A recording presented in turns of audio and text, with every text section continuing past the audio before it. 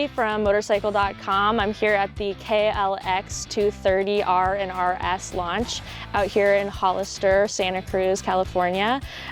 We just wrapped up a day of doing all sorts of riding. We did trail, single track, double track. We even did a little bit of MX track.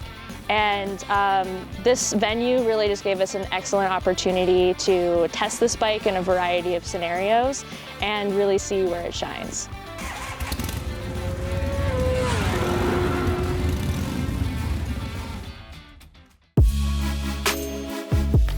Hey guys, I'm Ryan from Motorcycle.com. If you zoomed into any video we've created in the past 7 years, you'd likely see a Kershaw knife clip snugged up to my pocket. For 50 years now, since 1974, Kershaw has been making quality knives for those in every walk of life. Whether that be everyday carry, hunting, or providing tools to those whose job it is to protect us, there's a Kershaw for everyone. As a customer and a fan, we're stoked to have Kershaw on board as a sponsor for this video. Use Kershaw discount code Motorcycle40 for 40% off MSRP through the end of the year.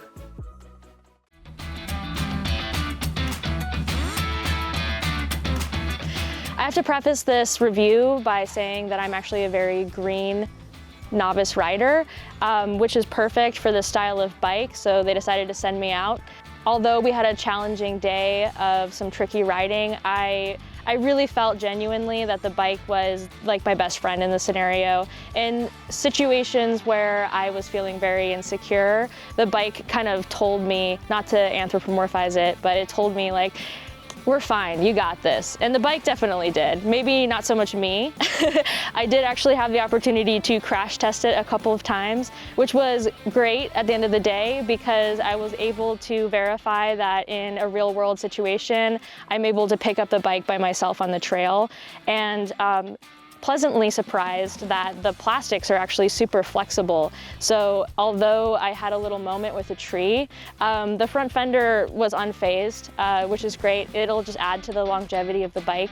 Compared to last year's model, Kawasaki has lowered the seat height pretty significantly. They told us that the new standard seat is the same height as the old low seat, which is great. And instead of sacrificing a lot of the suspension performance or shaving the seat down, causing the seat to be super stiff and uncomfortable, they ended up changing the subframe, dropping the subframe, and changing the shape of the air intake to allow room for the seat to drop without massively impacting the suspension feel or performance. The travel on the RS version is about 1 inch lower than the standard version, and the rake is actually more aggressive on the RS version as well, which I was hoping wouldn't be a super noticeable difference, but in action on the trail, I definitely noticed a difference between the two. Personally, with my level of skill and the speeds that I was going, which were slower, I actually preferred the standard model suspension because it felt like a little bit more planted in the corners and I felt like I had more control, whereas the RS version definitely tipped in more. So the feedback we got from the more experienced off-road riders who were really comfortable just pushing the front end into the corners was that it felt like a faster turn in and they were more comfortable on the RS version rather than the R. So in that sense, I think that this is a bike that you could really grow into. The ergonomics have been improved over last year's model because they raised the bars and brought them back a little bit. They've also brought back the foot peg to make the rider triangle a little bit more natural for full-sized adults. One thing that's really important to me is the lever feel. I can easily reach the levers and I have plenty of brake and clutch control. So when we're doing the really tight technical stuff, I don't feel like I'm overextending my fingers or having to let go of the bar, which is great. I have total control over pressing into the bars and hovering over the levers without having to adjust them at all. They mentioned that they actually changed the way the plastics are shaped on the new model, and this is like a continuous piece here. So as you're gripping the bike with your knees, it feels very locked in, and there's nothing about the plastics that are kind of snagging on your gear, which is quite comfortable. Again, I haven't ridden the old version, but apparently this is a huge improvement. I feel like this engine is super friendly for beginner riders because it is extremely tractable in first, second, and third gear. So even as you're starting to gather a little bit of speed, you still have that really linear power band that really helps give you a complete sense of control. At the same time, you're not gonna whiskey throttle it. Like, you cannot whiskey throttle this bike in those gears, probably through the whole range, but honestly, I wasn't going fast enough to test it out.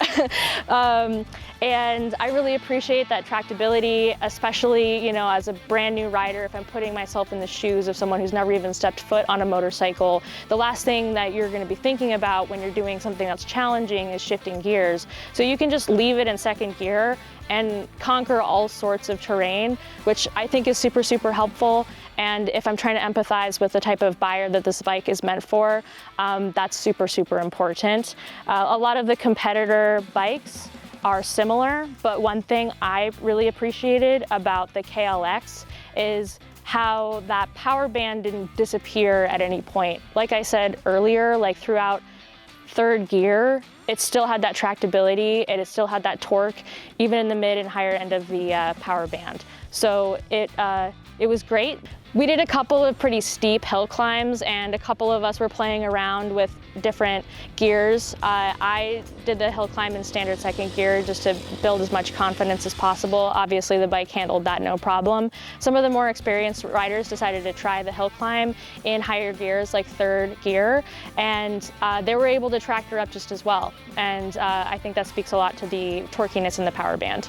Speaking to the full-size feel of this bike, it's really important to mention that it comes with a 21-inch front wheel and an 18-inch rear wheel, which is fantastic because it just opens up so many more options for tires. If you want to play around with a bunch of different styles of tires, you totally can.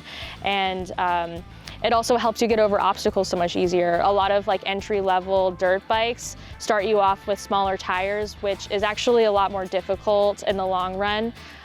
So I think it's great that this package is truly kind of built like a full-size dirt bike with still like an entry-level feel, so it's very, very approachable and friendly.